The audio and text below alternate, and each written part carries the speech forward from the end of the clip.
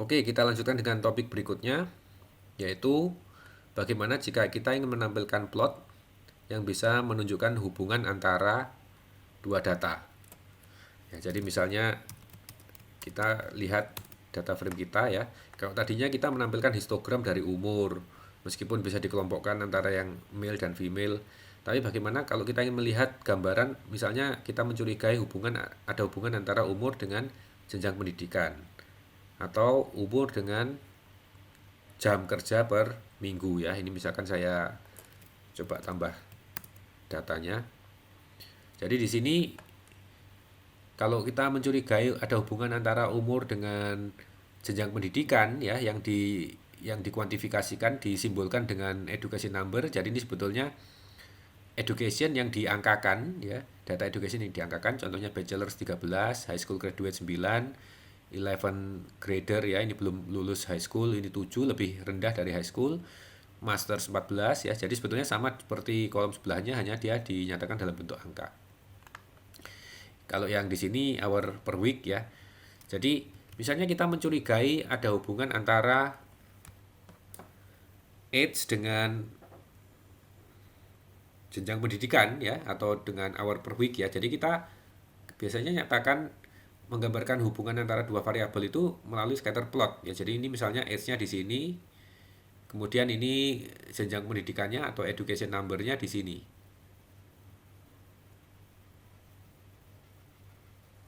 Ya, jadi age 39, jenjang pendidikannya 13, mungkin di sini, data lain di sini, dan seterusnya. Apabila dua dua variabel ini punya kecenderungan, ya, mungkin dia akan membentuk satu pola seperti begini. Ya, bisa saja antara umur semakin tinggi, jenjang pendidikan juga semakin tinggi gitu ya. Nah, untuk melihat itu kita gunakan scatter plot. Jadi kita gunakan scatter plot, kita masukkan perintahnya dari scatter plotnya ini dari library matplotlib ya. Jadi karena tadi di materi sebelumnya sudah kita import, maka kita tinggal menyiapkan variabelnya. Jadi misalnya kita siapkan variabel ini ya, dfh ya. Ini untuk menyingkat penulisan aja ya. Jadi kita masukkan dia menjadi variabel yang berisi series. Kalau mau kita tulis lengkap di dalam menu plotting juga tidak masalah. Jadi ini misalnya kita ambil contoh aja ya, kita ambil contoh yang hour per week, HR seperti ini. Kemudian kita bisa langsung membuat scatter plot. X-nya adalah age. Jadi tadi kalau kita nggak jadikan variabel, ini kita tulis seperti ini juga tidak masalah ya. Kemudian Y-nya adalah kita buat seperti ini. Kita beri title. Misalnya kita beri title join distribution of age. Nah, ini kalau kita mau kasih tanda petik, ingat ya, kalau kita mau kasih tanda petik double di dalam teks kita, berarti di luarnya pakai petik tunggal, begitu juga sebaliknya ya. Ini materi tentang string sebelumnya ya, hour per week. Oke, seperti ini. Terakhir kita show.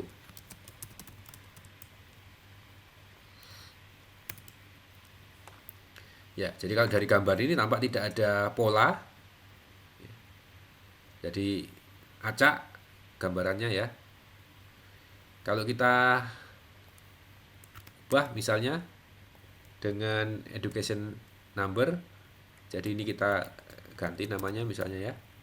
Ini kita ganti dengan variabel education 6. Coba kita cek ya namanya. Ini ya nama fieldnya ya, education underscore 6. Kemudian ini berarti Y-nya adalah edu, dan kita ganti of age and education misalnya ya. kita tampilkan, ternyata juga tidak ada pola ya, jadi juga tampak acak seperti ini. Nah, kita lihat satu set data yang bisa menunjukkan mengilustrasikan scatter plot dengan lebih baik ya. Jadi di dalam modul Seaborn ada data set ya. Ada data set yang disebut tips ya. Jadi bisa kita ambil ya, ini misalnya kita jadikan data frame dengan nama tips data. Ini kita tuliskan perintah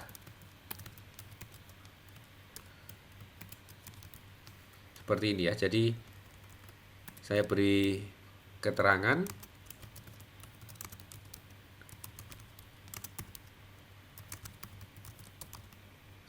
seperti ini. Kan ini disediakan oleh Seaborn. Jadi kalau nanti kita lihat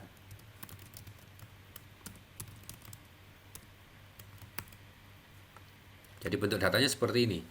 Jadi ada data total bill, tip, kemudian gender, kategori smoker atau non smoker ya dari pengunjung. Jadi ini ceritanya adalah data pengunjung di suatu restoran, kemudian didata untuk dicari hubungannya pengunjung di restoran itu bayar berapa ya, mereka kasih tip berapa, kemudian cowok atau cewek, laki atau perempuan ya, perokok atau tidak perokok, datangnya pada hari apa, dan datangnya apakah dinner, makan siang, dan seterusnya ya. Jadi ini coba kita lihat agak banyak datanya.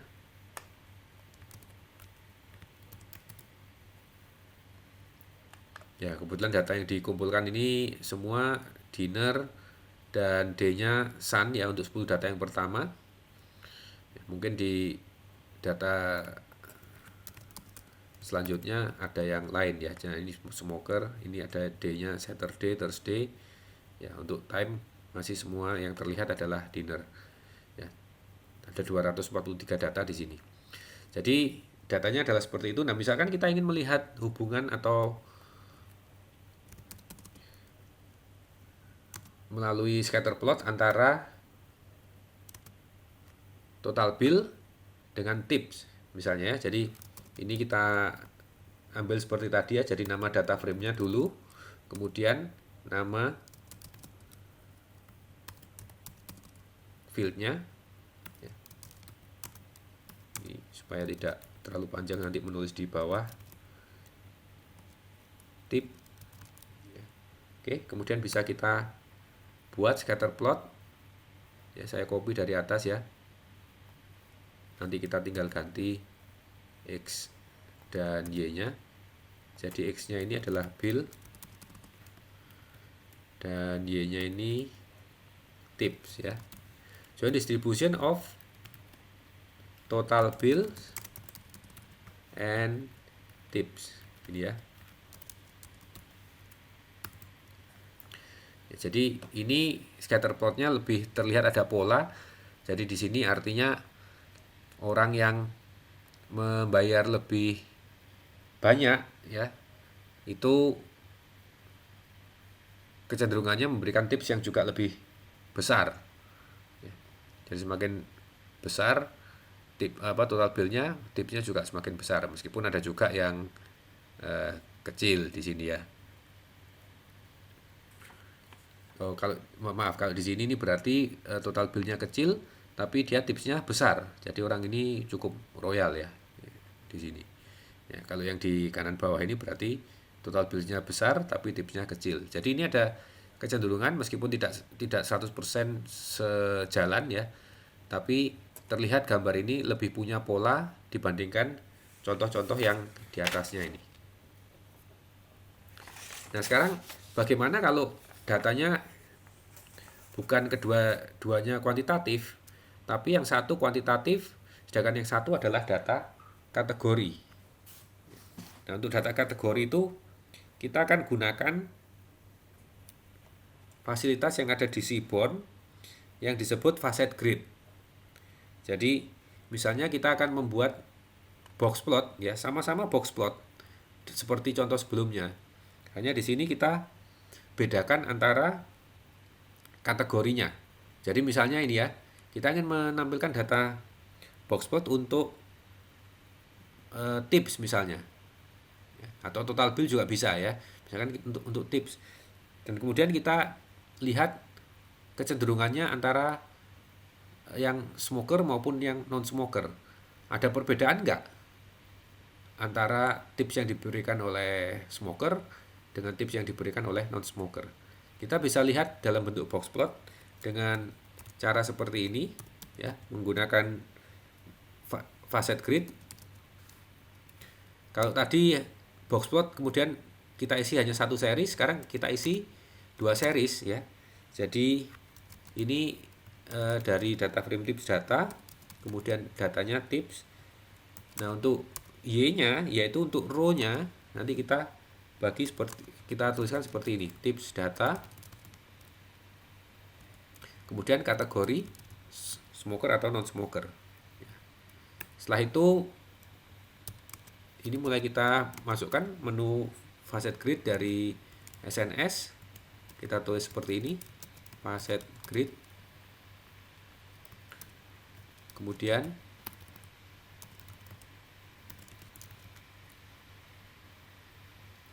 dan row-nya adalah smoker. Kita bisa tambahkan juga histogram di bawahnya.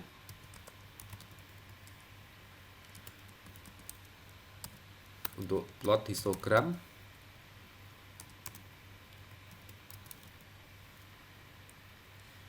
Dan terakhir kita show.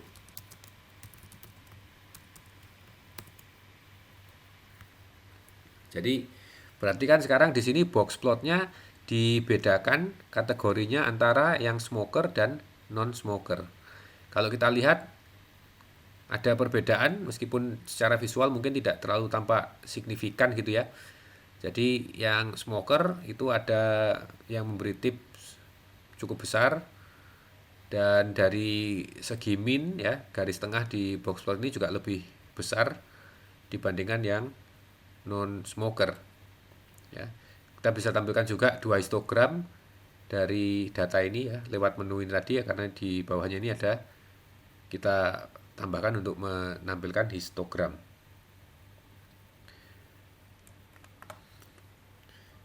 Oke. Nah, di sini ada beberapa exercise yang bisa Anda coba untuk latihan. Saya secara khusus akan membahas exercise yang nomor 3. Yang nomor 2 ya. Educational level correlates with income. Jadi nomor 2, untuk exercise nomor 2, karena nomor 2 ini nanti cara yang paling mudah untuk melihat adalah menggunakan teknik yang baru saja kita pelajari. Mengapa seperti itu? Karena kita lihat di sini kita akan membandingkan educational level yang tadi ada education number, ada bachelor 13 dan seterusnya itu ya, dengan income, di mana income-nya ini hanya terdiri dari dua kelompok ya, lebih besar dari 50K dan di bawah ya lebih kecil sama dengan 50K. Jadi cara yang paling mudah adalah menggunakan facet grid ya. Ini kita copy dulu ya, tinggal nanti kita ganti. Jadi sekarang yang kita masukkan, yang akan kita lihat adalah education number-nya ya dari data frame DF. Kemudian kita lihat dari income. Betul ya? Oke, coba kita cek lagi. Ini berarti data frame-nya DF dan row-nya adalah income.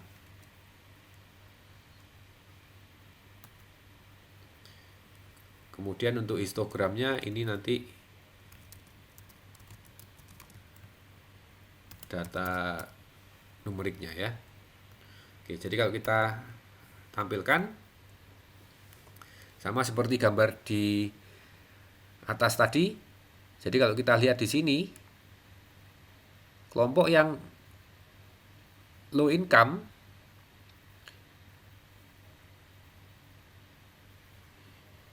ini berasal dari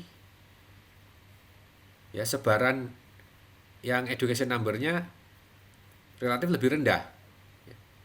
Jadi untuk yang high income, kalau kita lihat ini pendidikannya ya, jenjang pendidikannya lebih tinggi. Jadi box plot yang orange ini lebih ke kanan, sangat signifikan dibandingkan dengan box plot yang biru ini ya.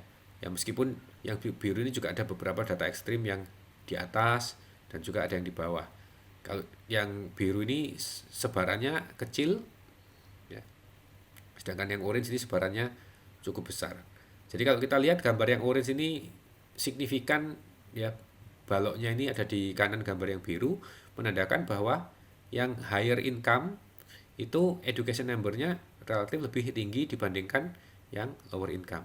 Jadi itu bisa menjawab pertanyaan yang nomor 2 di sini.